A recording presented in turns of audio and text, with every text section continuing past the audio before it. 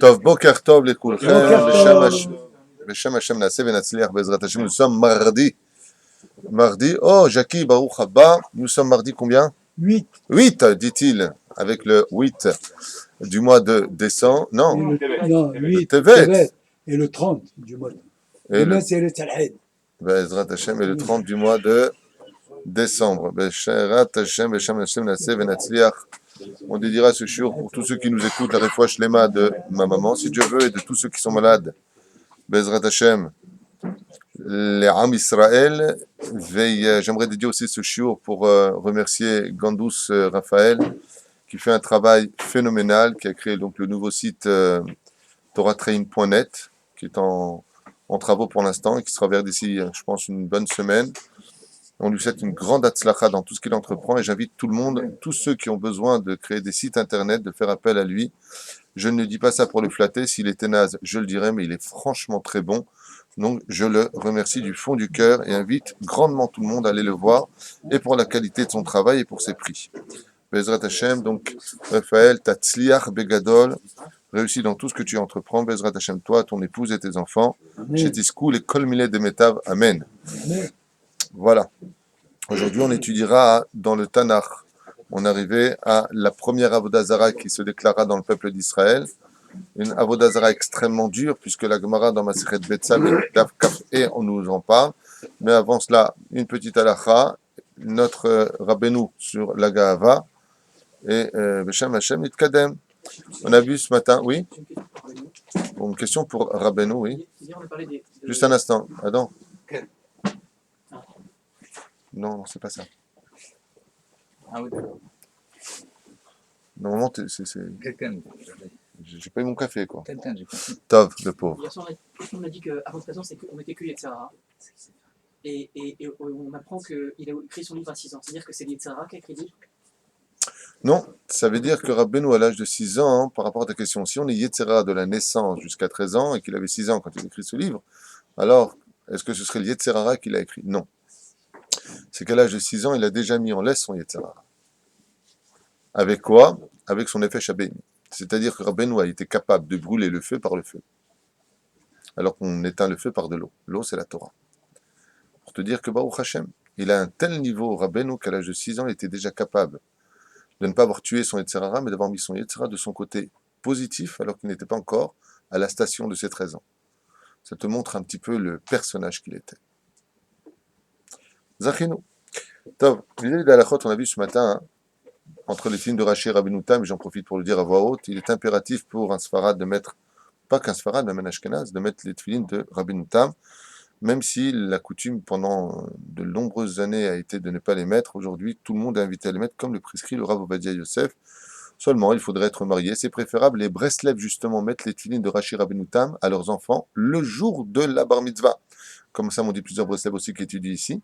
Le jour même de la bar mitzvah. Pourquoi? Parce qu'ils estiment que le mariage, quelle différence avec le mariage Rabbeinu Tam?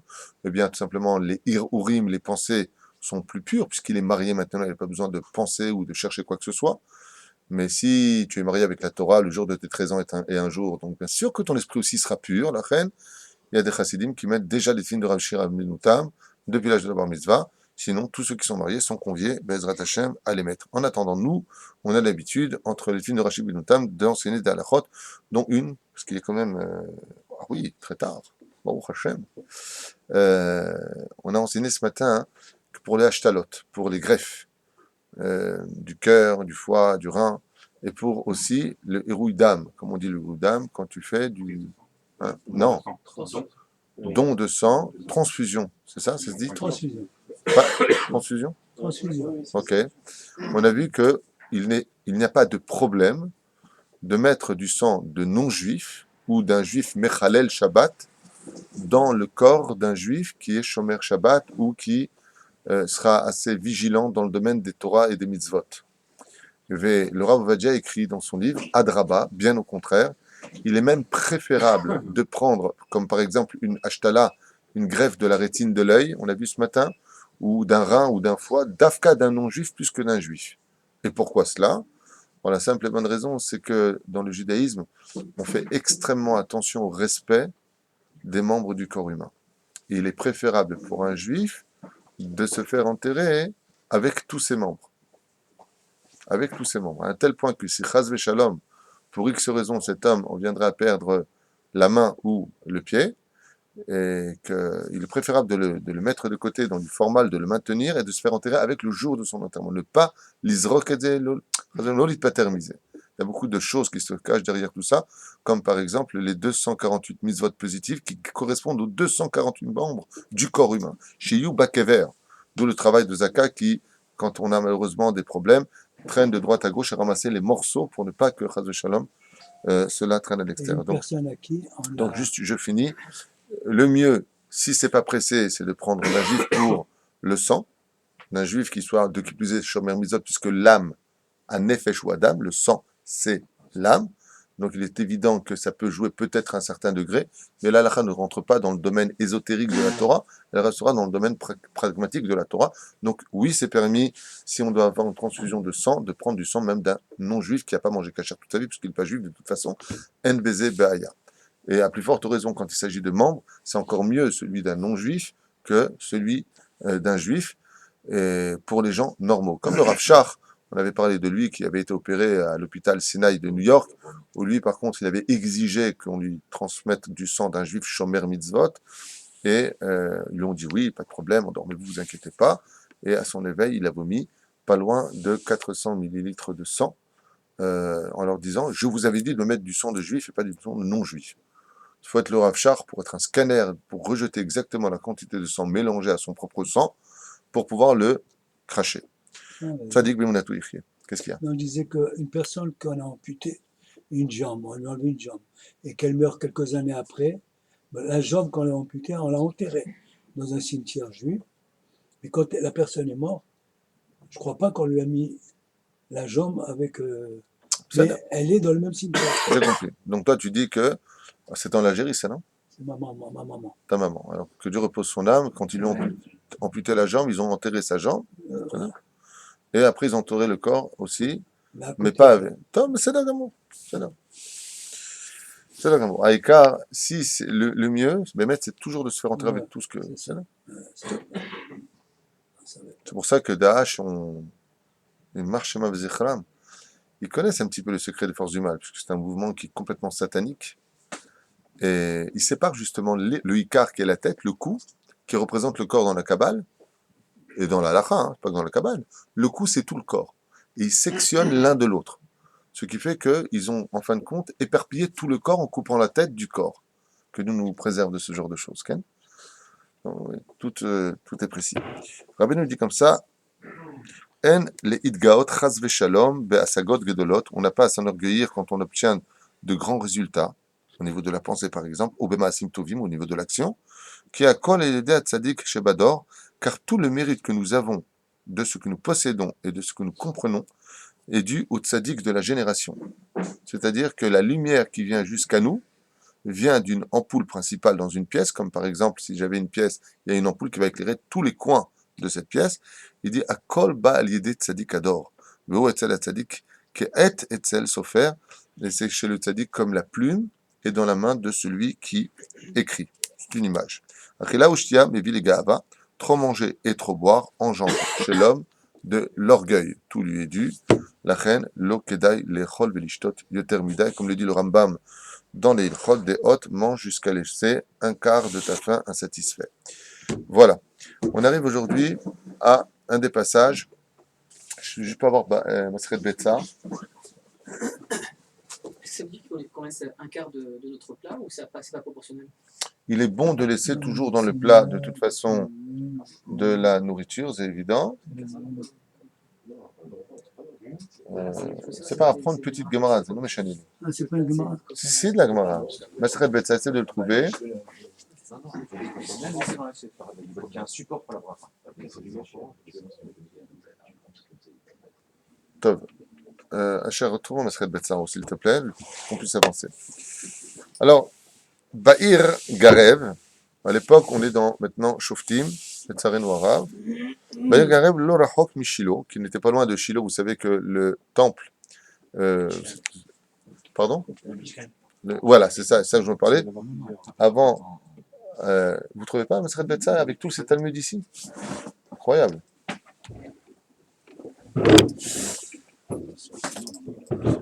Donc, à l'époque, les tsarins ou arabes, Toda Rabba. Alors, juste avant de commencer, Betsa, il a fait mieux. C'est avec Tanit, t'as pas trouvé Tanit?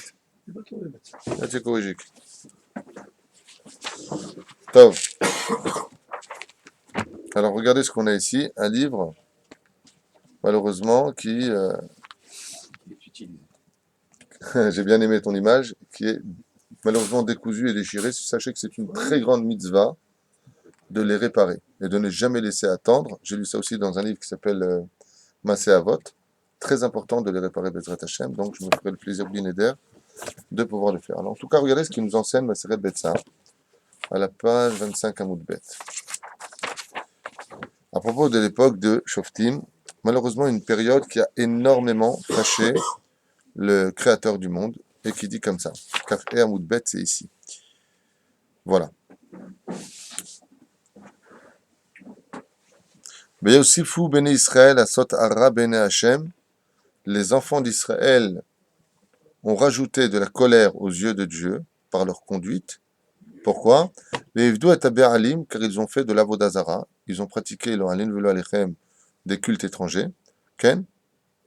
Ashtarot ve'et eloke aram, donc ils ont commencé à vénérer toutes sortes de dieux étrangers. Ve'et eloke Sidon, ve'et eloke Moab, et donc la liste ici dans la Gemara est longue. Ve'et eloke bene Ammon, y compris les dieux de Ammon, leur alenu velo alechem, qui ne peuvent pas rentrer même pour se convertir au judaïsme. Ve'et eloke Plishtim, jusqu'à même adhérer, voire adorer les dieux des Philistins, que Dieu nous préserve.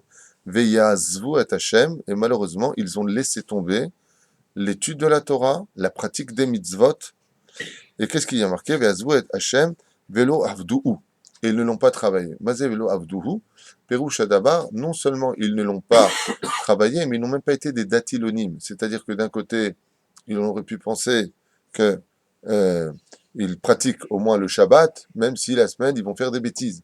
Là, mamash, plus rien. Ils ont laissé un total vide. À l'époque de Shoftim, si je ne m'abuse, je crois que le Rav Kook, à la Vache Shalom, avait l'habitude d'appeler le livre de Shoftim le livre des catastrophes. Parce que c'est une période extrêmement difficile pour le peuple d'Israël. Velo avdu, Uma Talmud Amar Velo avdu, Amar Rabbi Elazar, Amar Akadosh Baruch Hu, Afilu, que Kormos, comme on avait dit, que Tormos Azeh, ils ne l'ont pas travaillé à un tel degré que il y avait un plat qu'on appelait le tormous, c'est comme une espèce de houmous qu'on a l'habitude de manger à la fin du repas. Et Dieu lui dit, même ça, moi, pourquoi ça? Parce que c'est un plat qui prend beaucoup de temps pour être cuit. Il faut bien le travailler. Il dit, moi, même ça, à la fin du repas, je n'ai pas eu ce srout, il dit Hachem. Quinoir Seouda, ce que je vous dis en tant que dessert. Velo Asuni Bene. C'est Benaï. Tana Mashma de Rabbi Meir. C'est pour ça que Dieu a donné une Torah de feu au peuple d'Israël, parce que c'est un peuple de feu, un peuple à la nuque raide, en d'autres termes. Ça peut être traduit comme étant positif, et ça peut être traduit comme étant négatif. À la nuque raide, qui veut dire que nous sommes un peuple droit, nous avons une nuque qui est raide, qui est droite, et ça peut être traduit comme étant tout simplement le peuple de la révolte, celui qui n'est, pour le réparer, j'ai besoin de qu'il soit là, le peuple qui se remet constamment en question, je suis d'accord, je suis pas d'accord, tu veux faire Shabbat, pas aujourd'hui, je suis en vacances, je me lève pas. On choisit un petit peu nos degrés. Pourquoi tout cela? Parce que nous sommes le peuple tout simplement du libre arbitre, qui est un sujet pour lui-même. Mais juste pour vous mettre un petit peu en haleine par rapport à la Gemara, qui nous met en garde sur l'époque de Shoftim, et qui dit que c'est une époque qui est très, très virulente dans le domaine des révoltes du peuple juif, de la remise en question. Et pourquoi tout cela? Parce qu'ils viennent de revenir en Eretz Israël. Et ici, il y a un combat à mener qui est très, très sérieux, celle de la conduite parfaite sur le ring sur lequel Dieu nous attend, c'est-à-dire le monde du libre arbitre absolu, le monde où on doit devenir le plus humain. Vous avez compris, humain, ça veut dire créer un État, labourer les champs, tout ce dont se sont plaints les Méraglim en disant on ne va pas perdre notre temps avec le monde matériel. Alors, bien sûr qu'on est venu en Eretz Israël de façon tellement évidente pour faire des yeshivot, pour étudier la Torah d'Hachem, c'est évident, mais pas que pour cela. On est aussi venu en Eretz Israël pour créer un pays et pour créer une structure en tant que nation. Cette chose-là doit être absolument enseignée et comprise parce que c'est un rôle qui est aussi important que l'étude de la Torah. Seulement, la seule différence qu'il y a, c'est que pour donner de l'éternité à une nation, il faut lui mettre de la spiritualité. Donc, Bezrat Hashem, que tous nos enfants soient aussi dans les yeshivot pendant que d'autres construisent le pays, car ensemble, on fait la perfection des choses. Baer Garev, donc, le Rachok Mishilo, pas loin de Shilo, là-bas où il y avait, comme tu le disais, le Mishkan, Gar Micha. Alors, qui est ce Micha dont on parle d'après vous? Il y avait un homme du nom de Micha. Pas Micha Tata en tunisien, Micha. C'est son nom. La première fois qu'on parle de Micha, vous vous rappelez c'est quand? Micha, numéro 3. Non? Je crois que l'eau du café, il a bouilli. Toi, c'est... Dis-moi, le jour de ton mariage, t'étais en retard, t'étais présent. On adore Adam ici. Ish Yehudi. Alors, qui était Micha? Les sages nous disent Ish Yehudi, un homme juif, Miyotz'e Mitzraim, Ish Chayav Nitnulo Bematana Ve'u Kfouye Tova. Alors, qu'est-ce qu'il avait comme particularité, ce Micha? C'est que c'était un homme qui avait la pire des vertus de ce monde, la pire de toutes, celle qui l'emporte la main très très haute au-dessus de l'orgueil, au-dessus du mensonge, au-dessus de tout, c'est l'ingratitude, vous l'avez parfaitement compris, et c'est ce qu'il dit ici. Ish Kfouye Tova, Kfouye Tova, un homme on ne peut plus ingrat. Alors je vous explique un petit peu qui était Micha. Micha était un enfant, vous savez qu'en Égypte, quand les Égyptiens voulaient que les Hébreux aillent plus vite, s'ils traînaient un petit peu et que les femmes qui portaient les poids le plus lourds sur l'épaule, comme le dit le Ben Ishraï, pour les rendre stériles, et les hommes portaient sur la tête pour les rendre stériles, parce que la femme, pour qu'elle porte sur la tête, elle a une boîte crânienne qui est 1. La fontanelle se ferme très fortement, elle peut porter sur la tête, ça n'engendre rien sur elle. Et nous, on peut porter sur l'épaule, mais pas sur la tête, parce que notre fontanelle à nous est beaucoup plus ouverte que les femmes. Sur ce, qu'est-ce que faisait Pharaon? Il donnait le travail des hommes aux femmes, le travail des femmes aux hommes. Le Ben Ishraï nous dit, Pérouche Adavar, c'est qu'il donnait à porter les hommes sur la tête et les femmes sur l'épaule, pour les rendre stériles. Top. D'ailleurs, il y a une étude qui a été faite sur les filles qui font l'armée en Israël, qui ont fait porter du poids, et où est-ce qu'elles portent bien entendu leur sac, très lourd, sur l'épaule. Il y a un séquer qui est sorti, c'est un sondage qui est sorti, que la majeure partie des filles qui font le commandant en Israël, ont beaucoup de problèmes, il y a marqué stérile, il y a marqué mitkashot, les canesses, les rayons, ont des problèmes pour tomber enceinte, exactement comme le Ben Ishraï. De toute façon, on sait qu'une fille n'a rien à faire à l'armée, Bezrat Hashem. La reine, là-bas, qu'est-ce qu'il faisait, d'après toi, Jackie? Quand il y avait un mur et que c'était vide, il va commencer à perdre de la paille avec du ciment, tu comprends bien, ou du plâtre. Qu'est-ce qu'il faisait? Il prenait le gosse, puis il le mettait dedans, comme ça bouchait un peu, et puis dessus, il mettait de la paille, et puis il mettait du plâtre. Donc, ils enterraient vivants les enfants d'Israël, en Égypte. Vous réalisez de quoi je vous parle? Ils enterraient vivants nos enfants. Un enfant qui a été mis là-bas, c'était donc un enfant très jeune, très très jeune, il a été mis devant Moshe Rabbeinu, qui était donc prince d'Égypte à cette époque, fils adoptif de Bathia, et pour grand-père adoptif, vous l'avez compris, Pharaon. Et donc, Moshe descend un jour les escaliers, et il voit un Égyptien prendre par la tête un enfant, le rentrer dans le trou, et mettre du plâtre sur lui, l'enterrer vivant. Qu'est-ce que fait Moshe Rabbeinu? Il lève les yeux vers le ciel et dit, Ribono shel olam, t'es où? Qu'est-ce que tu fais? On sait que tout vient de toi, mais j'aime. Mon cher Rabbeinu dit un peu tunisien. Shratamel. Qu'est-ce que tu fais? Qu'est-ce qu'il a fait? Il a brisé ce plâtre, il a pris cet enfant et il l'a adopté. Il l'a fait grandir chez lui. Il a ordonné à quiconque de ne jamais faire de mal à cet enfant adopté. Il était content. Je suis un juif, ma. Baruch Hashem. Inematov umanaim. Seulement voilà, cet enfant n'a jamais quitté Moshe. Et quand Moshe Rabbeinu alav shalom est parti chercher le tombeau de Yosef pour pouvoir quitter l'Égypte, et heureusement qu'ils l'ont pris car il était la clé de pouvoir sortir de la mer Rouge grâce au tombeau de Yosef, on le verra plus tard, eh bien, comment il a fait pour monter? Il est parti voir Sarah bat Asher, la fille de Asher qui a été bénie dans la paracha précédente par Yaakov, de la longévité de la vie, qui lui a dit, moi je sais où est-ce qu'ils ont plongé son tombeau. Qu'est-ce qu'avaient fait les Égyptiens?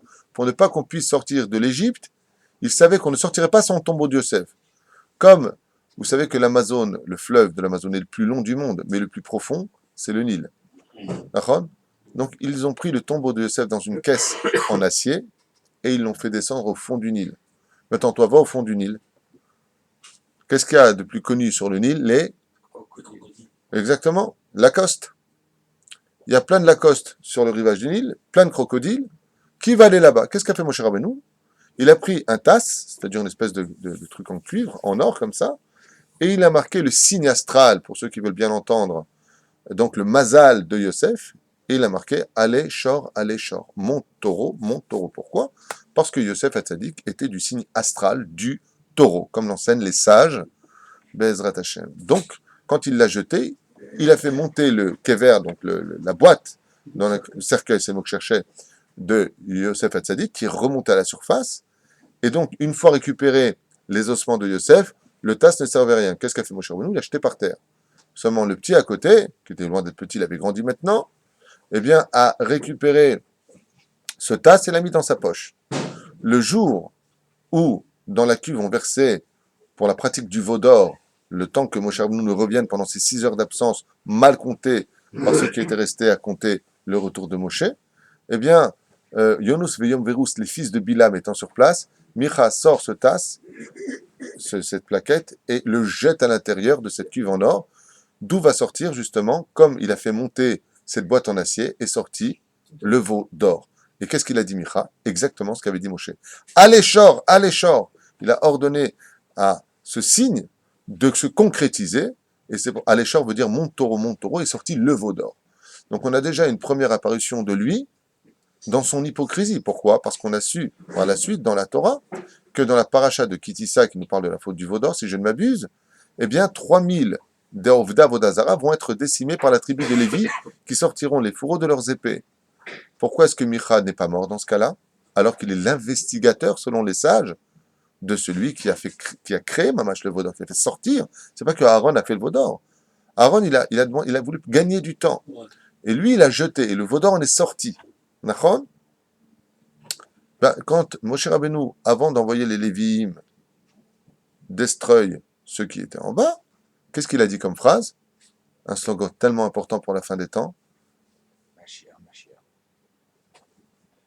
On va pas répéter ce que tu as dit. Adam, il dit Mashiach, Mashiach. Comme si que Mashiach, c'est devenu une formule magique. Mi Lachem, Elai. Et Michael. Donc, on voit l'hypocrisie de Micha. Qu'est-ce qu'il a fait, Micha? C'est lui qui a tout foutu le balagan. Et quand Moshe Rabbeinu al-Vachim a dit Mi Lachem Elai, regarde comment la Torah elle est belle. Les gens ont fait des bêtises. Punis-les. Celui qui a fait tchouva qui vienne. Ils sont tous montés, sauf 3000. Les 3000 sont restés en bas, ils ont été décimés. Ils ont été mis à mort. Pourquoi? Davodazara. Micha, on le retrouvera donc aussi rentrant en Eretz Israël. Comment on dit que tout le monde est mort en disant à part Yoshua dit Non, sauf les 15 000 derniers. Sauf les 15 000 derniers, ce qu'on avait expliqué à la dernière fois. Les 15 000 derniers. Par leur prière, ils ont été. Attends, c'est un autre chiot, on va pas revenir dessus. Alors regardez ce qu'il y a marqué. On le lit et on avance.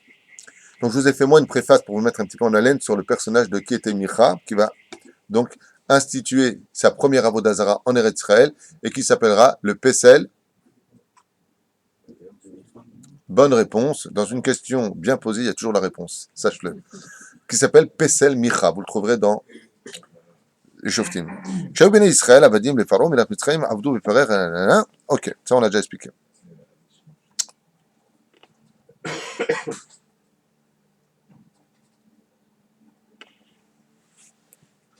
Mais Shofet HaShoftim, Bitkufat Otniel Ben Kenaz, Asa Micha Pesel. Donc tout de suite après ce grand personnage qui était Otniel Ben Kenaz, Micha est venu et il a créé une grande statue. Samoto Bebait Nae, Shebana Lirvodo. Il s'est créé une grande maison, un temple, si je peux me permettre le mot, et il s'est créé une grande statue qui représentait lui-même. Pourquoi? Zavar Veiktirlo. Il a commencé à faire des kétorettes, vous savez, de faire des sacrifices.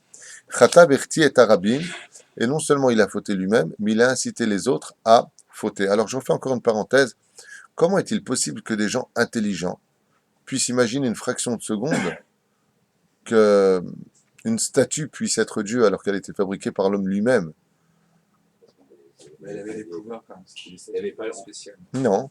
Il y avait une force qu'on ne se rend pas compte aujourd'hui, parce que nous, on a grâce au tikkun, Alors toi, tu fais allusion au tikkun plus tard de Shoftim où ils vont baisser la force de on va la... se rendre compte, parce qu'on C'est nous dit que si on était là-bas, il faudrait nous attacher pour pas qu'on puisse faire Exactement. Alors toi, tu es en train de dire que les Tzerara d'avant étaient beaucoup plus forts. Un tas de Sodek. Mais d'accord, il faut quand même réfléchir. Le mec qui te fabrique une statue et tu dis voilà, tu vois, ce truc-là, c'est Dieu. Faut être débile. Tu vas en Inde aujourd'hui, par exemple, tu as une statue, tu as des rats et c'est Dieu. Des rats. Et le rapport des offrandes, eux, ils crèvent de faim et le rapport des offrandes, il faut être stupide. D'accord? Il y a des statues de singes, il faut être stupide. Alors pourquoi? Les sages nous disent que la Avodah Zarah, c'est une façon d'acheter le pire ennemi de l'homme. Par exemple, un homme qui fait du mal à autrui, il peut faire du mal à autrui. L'autre, il ne le voit pas souffrir, mais il y a un ennemi qu'il ne pourra jamais fuir, parce que cet ennemi est en lui, et elle s'appelle la conscience. Ce qui fait que quand on fait du mal, on a quand même une conscience. Cette conscience est éveillée par l'esprit spirituel qui nous guide, c'est-à-dire notre âme. L'âme crie. Elle n'aime pas l'injustice, et elle n'aime pas mentir, et elle n'aime pas arnaquer, et elle n'aime pas prendre ce qui ne lui appartient pas. Elle est dans le corps. Comment est-ce qu'on peut faire taire cette âme? Tout simplement en lui donnant à manger par un système de spiritualité qui lui permettrait de se conforter dans son erreur. Ça s'appelle la Avodah Zarah. C'est-à-dire que je vais me créer une statue qui va s'appeler le dieu Jarnak. Ouais. Comme ça, quand j'arnaque, j'ai plus de problème de conscience puisque je le fais au nom de Dieu Jarnak. Vous comprenez ce que je suis en train de dire? C'est ça la Avodah Zarah. C'est pas que les gens étaient bêtes, c'est que ça les arrangeait. Et c'est pour cela que si tu fais une Avodah Zarah, alors fais une Avodah Zarah. Quand tu vois la mythologie en 2 mots, ouais, eh bien tu as Apollon pour ceux qui voulaient faire des fautes de la beauté. Tu as le dieu de la guerre, tu as le dieu de l'inceste, tu as le dieu de, et le dieu de, et le dieu. Et pourquoi autant de dieux? Pourquoi me faire un Olympe aussi chargé? Tout simplement parce qu'on avait besoin de plusieurs couloirs d'achat d'esprit, c'est-à-dire de conscience, pour être Baruch Hashem, pour eux, je te parle bien sûr, quitte vis-à-vis du divin. Par exemple, qu'est-ce qu'il vous reste à dire face à une personne qui t'a fait beaucoup de mal? Eh bien dis donc, je ne sais pas ce que tu répondras devant Dieu, toi. Oui ou non? On le met face à Dieu, que Dieu te juge, que Dieu, attention qu'on dise une chose pareille, mais je veux dire, le dernier espoir quand tout est fini, que tu peux plus rien faire, tu le remets entre les mains de Dieu. Et qu'est-ce qu'ils te font? Eux, ils viendront te dire, au nom de Dieu, j'ai fait. Par exemple, Hitler, Marshemov Zichro, Shem Reshem Irkav, dans son livre Mein Kampf, quand il parle plus ou moins de l'extermination des Juifs qu'il compte mettre en pratique, il a besoin de trouver une Avodah Zarah. Et qui il trouve? Un truc incroyable. Il marque comme ça. C'est parce que les Juifs ont tué JC, que tu me parles de ça, de même pas pratiquante. En d'où il finit? Hitler, il marche au Zichron. C'est parce qu'ils ont tué JC que il faut exterminer cette race. T'es devenu maintenant les croisades, t'as un problème. Et d'abord, on n'a tué personne. Ouais. Mais pourquoi t'as besoin de le marquer? Parce que pour mettre ce qu'il fait alors qu'il est le mal lui-même à Malek, il a même lui besoin d'acheter sa conscience. Pour mettre un peuple entier dans les fours crématoires. Vous comprenez de quoi je parle? C'est ça la Avodah Zarah. C'est pour ça que ça marche très très fort. Aujourd'hui, la Avodah Zarah n'est plus une statue. Elle peut être l'argent, elle peut être la cigarette, elle peut s'appeler la colère, tout ce que la mode, tout à fait. Tout cela, par exemple, quelqu'un qui fait passer son travail avant sa famille, c'est un Oved Avodah Zarah, il ne le sait pas, c'est tout. Il faut qu'il ait le temps pour le travail, le temps pour la famille, le temps pour l'étude. Il faut qu'il y ait ça en lui. Mais si sa carrière passe avant tout, c'est quelqu'un qui n'a rien compris au système de la vie dans lequel il est. Parce que le travail n'est que le tremplin d'une meilleure vie pour les autres. Mais si tu donnes le meilleur à ton travail, alors pour qui sont les autres? C'est une parenthèse comme ça de la vie pour comprendre que ce qu'on est en train d'étudier, c'est pas l'histoire d'un pauvre mec qui a fait une statue. On continue cette faute. C'est le mot Alpi Kabbalah, le mot Micha, vous savez que l'étymologie des mots en hébreu définit ce qui sont les hommes. Le nom de la Shekhinah s'appelle Ko, Kaf E. Et si j'ai envie de dire, donc, qui est Dieu, comment je dirais en hébreu? Mi, Ko. C'est les lettres du mot Micha. Juste pour que vous compreniez un petit peu comment ça marche. Qui est Dieu, ça veut dire Micha. Donc Akadosh Baruch Hu a répondu à Moshe Rabbeinu, pour refermer cette parenthèse avec lui. Il a dit, tu vois, tu te mêles de mes plans. Ça ne veut pas dire qu'on ne doit pas sauver un juif. Phrase de chambre qu'après entendre ça, le mec il dit, t'es pauvre, je me mêle pas. J'ai vu Moshe, il a sauvé un mec, ça nous a coûté cher. Non. C'était juste pour donner quand même une leçon de morale, que si les choses se font et qu'on a tout fait pour éviter de les faire, il faut avoir confiance en Dieu. C'est ce que ça veut dire.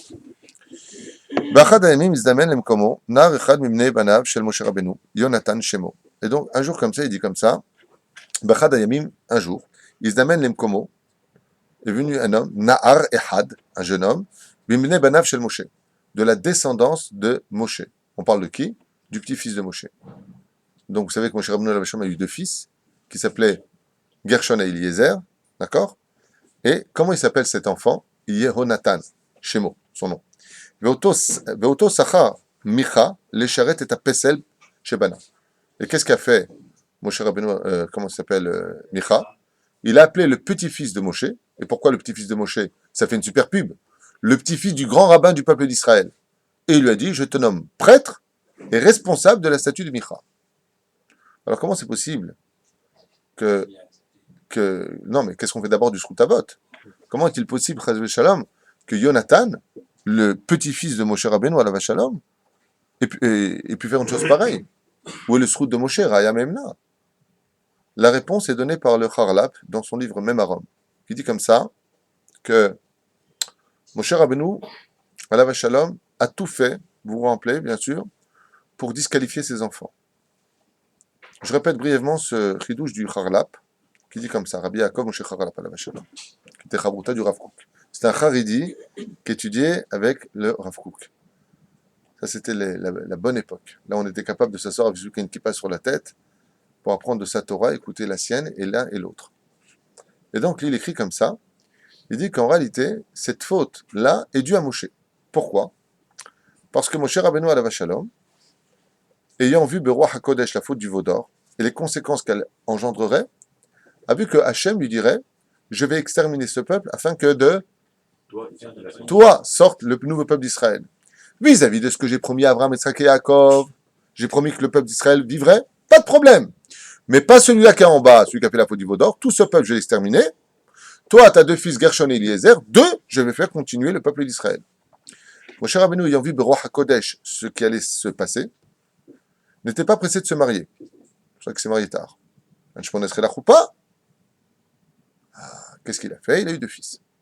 Quand il a eu ses deux fils, normalement, quand on est rabbin, la première des choses qu'on fait à son fils, c'est de lui faire la Brit Mila. Est-ce que Moshe pratique la Brit Mila? Non. Mais pire que ça, le Harlap nous dit que pour se marier avec la fille de Yitro, c'est-à-dire Séphora, il lui a fait un deal. Et quel était le deal? Il lui a dit, je me marie avec ta fille qu'à une condition. Que les enfants que j'ai, tu les prennes chez toi. Qu'est-ce qu'était Yitro à l'époque? Idolâtre. Il était prêtre d'Avodazara. Et qu'est-ce qu'il lui dit? Je veux que mes enfants grandissent chez toi, pas chez moi. Donc, incirconcis et Ovda Vodazara. Et pourquoi tout cela? Comme on le verra plus tard, où Séphora lui dit, tu es un époux de sang. Comment? Tu fais pas la Brit Mila à nos enfants. Moshe a failli perdre sa vie, avalé par un serpent, nous dit le Zohar, et d'autres références, comme dans Maseret Sota. Ouais. Et c'est Séphora qui va sauver la vie de Moshe Rabbeinu, et qui va prendre notre sort, et qui va faire la Brit Mila à ses enfants. Mais les sages disent, mais comment se fait-il que Moshe n'a pas fait la Brit Mila? Le Harlap, il dit, parce que Moshe Rabbeinu a voulu répondre à Dieu, t'es mort, tu peux pas. Mes enfants, moi, je les ai disqualifiés. C'est où tu gardes les enfants d'Israël, où il n'y a plus de peuple d'Israël. Parce que si tu veux faire descendre le peuple d'Israël de moi, j'ai tout fait pour les disqualifier. Je vais donner à Yétro, je ne veux pas leur faire la Brit Mila, dégagez.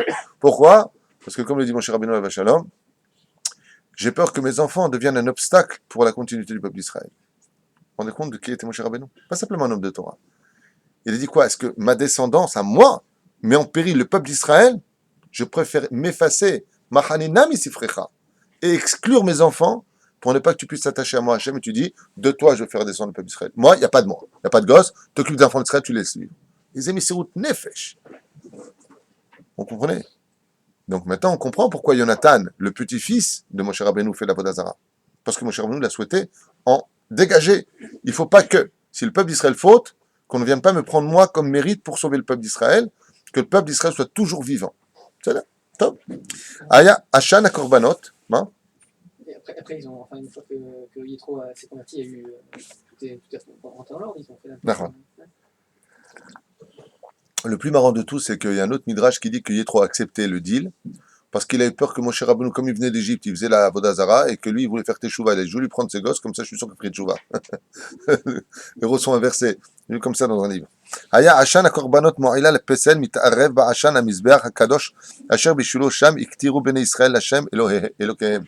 Et pourquoi il y a marqué là-bas? Tout à l'heure, tu as très bien répondu. Pourquoi est-ce qu'il a fait son temple, d'après toi, à côté de Shiloh? Et parce que juste à côté, il y avait quoi? Le Mishkan. Il y avait l'arche d'alliance qui était là-bas dans cette espèce de temple un peu, un peu caravane là, qu'on pouvait un peu déplacer. Le Mishkan était là-bas. Et donc, les encens, la fumée qui s'échappait de Beth Avodazara, comme ils étaient juste à côté, se mélangeaient au sacrifice que les autres faisaient sur le Mizbeach de Shiloh. Les anges sont venus vers Hachem, ils nous ont dit, Bono Shalom, maître du monde, Adonai Adonim, Seigneur des seigneurs, Ata. Verzeta Amod Meneged, Beod Hashan, Shikutz Micha, Mitarev Ba Hashan, Aolim Ibet Hashem. Comment est-ce que tu peux laisser la fumée d'Avodazara se mêler, comme on a l'habitude de dire, Reach Nichwah Ishel Hashem. Dieu adore les bonnes odeurs, sachez-le. Une belle maison chez vous, la Shekhinah à la maison, qu'il n'y ait pas de dispute, toujours des bonnes paroles dans la bouche, une maison claire, aérée et surtout des bonnes odeurs. Toutes les mauvaises odeurs apportent hein? Pas de chouli, absolument, c'est ce que je mets chez moi. Hazak ou bakbouk. Tana lanu reshut lechalot et Hashan pesel micha. Et les anges ont demandé à Hachem de lui donner la permission de descendre et de détruire le travail de Micha. Lo iskim akadosh baruchu laem vela malachim. Il n'a pas accepté Dieu. Pourquoi? אמנם פזם מקריב שם יונתן זבחים, אך הישן העולה מביא תועלת לאנשים טועים במדבר השומם. השתבח שמו לעד.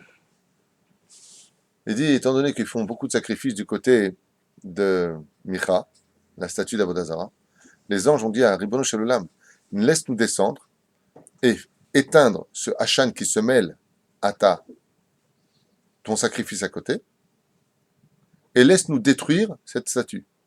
Répond Hachem, non, je peux pas. Je peux pas vous laisser faire. Il dit pourquoi? Il dit parce que la fumée qui fond d'Avodazara, nous, elle était blanche, elle était propre, elle montait. Donc dans le blanc, ça se voit pas très bien. Mais par contre, l'Avodazara, elle était noire. C'était une fumée qui représente les forces du mal. Maintenant, tous ceux qui venaient du désert, tous ceux qui devaient planter, ils se fiaient à cette fumée pour se diriger. Amar Akadosh Baruchu, on peut pas exterminer cette fumée malgré tout. Pourquoi? Parce que dans ce mal, il y a un bien qui sort. Ça permet aux autres de pouvoir se guider. Si je l'arrête, ils vont se perdre. Bizarre comme réaction. Bizarre. Pourquoi bizarre? Vous connaissez le principe. On ne fait pas une avéra sur le dos d'une misva. Mais Dieu, il laisse le libre arbitre se mettre en application. Et il dit, regarde, il apporte un avantage à un hashim dans ce désert compliqué. Moi, j'aurais répondu à Dieu si j'étais un ange, eh ben, t'as qu'à leur mettre un GPS dans la tête, Hachem. Il donne du srout en vérité. Il donne du srout à la Vera, donc il va encore sauver ses enfants. Bon irait. Baré Gilad Bamidbar Amon Ovrim Ovre Orach, Shedarkam Ovedet Laem. Donc là-bas, dans ces deux déserts-là, passaient Gilad et Amon, des voyageurs. Venek chez Hamavet Kimad Vadai Avuram. Et c'était des déserts extrêmement dangereux avec beaucoup d'ennemis. Ils avaient vraiment besoin de se diriger. Même les Pétas et Hamoud et Hachan, ils savaient exactement comment se diriger par rapport à Shiloh. Omitraskim, Omegeim, ils retrouvaient vite le sourire parce qu'ils avaient peur dans ces endroits-là. Erit Kochotehem, Elbetecha, et venez vite donc à Echa. Donc, pour laisser ces gens vivants, malgré tout, il laissait cette fumée. Shama, Achinu, Mashke, Otam, Micha, Lo Alenu, Velo Alechem. Et qu'est-ce qu'il faisait, Micha? Il leur donnait à boire et à manger au nom de sa Avodazara. Et il n'y a pas pire au monde que cela. Au nom de sa Avodazara, il faisait le travail d'Abraham Avinu. Il leur donnait à boire et à manger. Seulement, au lieu de dire remercier le Dieu d'Israël, il disait remercier le Dieu Micha. La reine Al-Tekan Udirbodi, il dit malgré tout, il a quand même donné à boire et à manger à des gens. Je vais lui donner son salaire sur le terre, vous inquiétez pas. Quand il meurt, je vais me couper de lui, mais pour l'instant, on va laisser comme ça. Car, il dit comme ça, écoutez bien, ne soyez pas jaloux pour mon kavod. Aussi, Fakadosh Baruch Hu ve'amar, anichu la pesel micha kedei shiye otam siman latoim, velachem leot at kama chashuva ve'ena mitzvat tzedaka v'chesed. Et là, il dit ici un grand chidouche qu'on a déjà expliqué hier sur un autre domaine. C'est incroyable comment les choses s'engendrent les unes après les autres. Il dit, je vais quand même laisser cet Avodazara tranquille, dit Hachem, parce que Micha, quand les voyageurs arrivent chez lui, il leur donne à boire et à manger. Il dit quoi? Il dit là, ils feront un kalvachomer, c'est-à-dire a fortiori, que si Akadosh Baruch Hu a laissé pratiquer de la tzedaka et du chesed alors que c'était de l'Avodazara, à plus forte raison quand cette tzedaka et ce chesed sera fait au nom d'Hachem lui-même, pour faire un kalvachomer. C'est ce qu'il dit ici. באחד הימים עברו בעירו של מיכה בן עדן, Shalchou lechapes lahem makom lashevet bo. Et là, vous allez rentrer encore dans une situation encore beaucoup plus difficile. C'est la chute, si je me souviens bien de ce que j'ai couvert avec vous, hein. La chute terrible de la tribu de Dan. Dan, les Danites, vont tomber très très bas, parce que de ce que j'avais étudié, c'est en 88. Hein. Donc, ils vont aussi eux-mêmes faire l'Avodazara et une sacrée Avodazara. Alors regardez ce qu'il nous dit ici. Be'achad hayamim, un jour venu, Avru be'erosh al-Micha, dans la ville de Micha, Ben et Dan, she'alchou lechapes lahem makom lashevet bo. Ils sont venus là-bas pour trouver un endroit et s'installer. Ksheraou et Yonatan ka'asu alav u'shalu'u malu limkom chataim ze. Alors c'est le contraire qu'il dit ici. La tribu de Dan a reproché à Yonatan en lui disant, mais comment est-ce qu'un homme comme toi, descendant de Moshe, tu peux te permettre d'être le prêtre d'une avodazara pareille? Et Shiv lahem micha sacharoti, la avod et apesel, ou le charteau. Et je suis arrivé ici, il m'a proposé un super poste, tu gagnes vachement bien ta vie, on te donne du respect, t'as les gonzesses, t'as le succès, le portable, la Mercedes dehors, il est matov manaim. Ma. Ochichu oto ben shevet Dan ve'amrulo, alo mizarao shel Moshe ata. Ils ont dit, oh, t'es pas n'importe qui, t'es le petit-fils de Moshe Rabbeinu, tu es de la descendance de Moshe, il lui dit. Ve'en lo tavosh l'avodat avodazara, chas v'shalom. Surtout pas toi, n'oublie pas qui tu es. Si tu n'es pas connu, ça va. Mais Yonatan, tout le monde sait que tu es le petit-fils de Moshe. Car la maleti bevet avi, Ana Yonatan. C'est comme ça que j'ai appris la maison de mon père, il lui a répondu Yonatan. Leolam yaskir adam atzmo la vodazara, valistarech la briot. Il a dit, il est préférable, de servir d'Avodazara que d'avoir besoin de tendre la main pour vivre. La fin justifie les moyens. C'est le début du christianisme d'ailleurs. Omnam kach neemar, ach lo zo kavanat ha'ma'amar, lo la'avodah zara, la'avodat elilim kavana, ela la'avodah she'i zara la'adam, she'en hu baki ba. Et il lui a dit, Nachon, il avait rien compris. Qu'est-ce qu'il a fait lui? Yonatan, un jour il a demandé à son grand-père, il lui a dit, quelle est la meilleure façon de vivre? Comme le dit d'ailleurs le Rambam dans l'Ilchot Tzedaka, il dit, alors écoutez bien, c'est important de bien comprendre la phrase.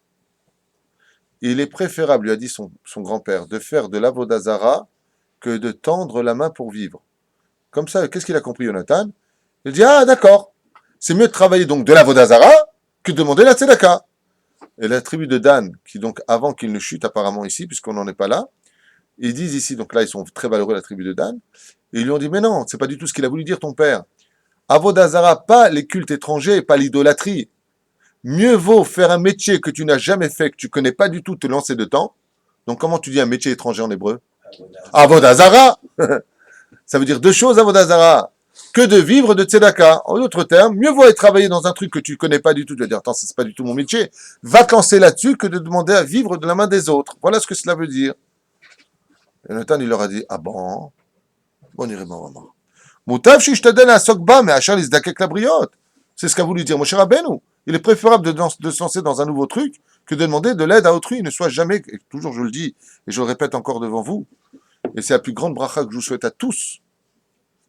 Je vous souhaite toute ma vie et toute votre vie de faire partie de ceux qui donnent et pas de ceux qui prennent. Amen. Parce que donner, c'est facile, mais prendre, ça caille le sang. Et c'est ce qu'il dit ici.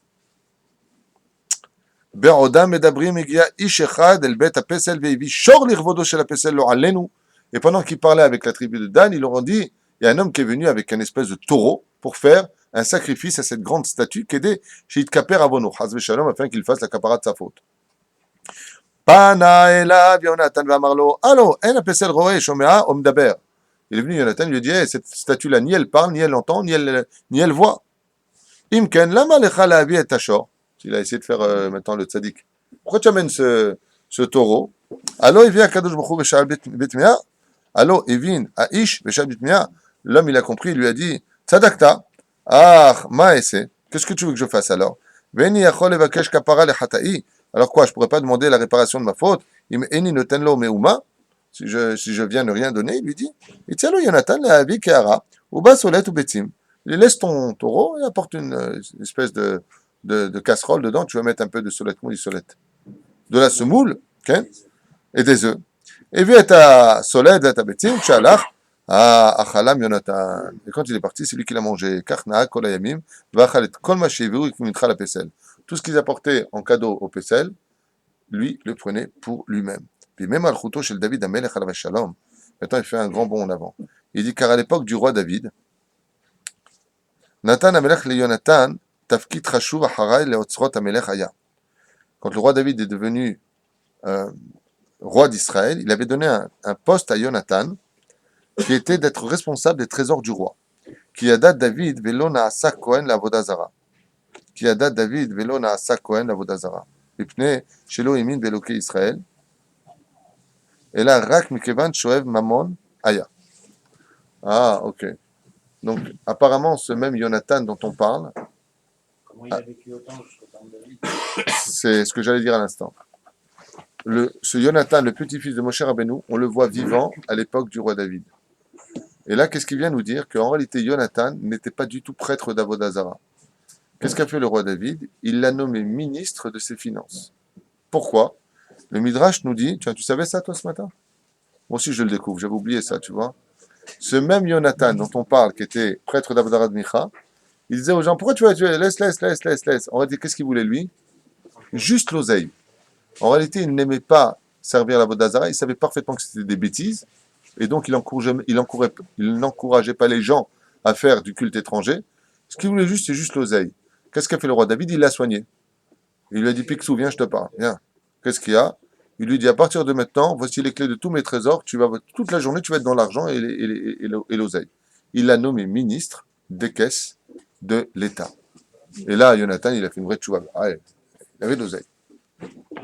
Oulam, Shlomo ben David, donc il a vécu très très longtemps apparemment.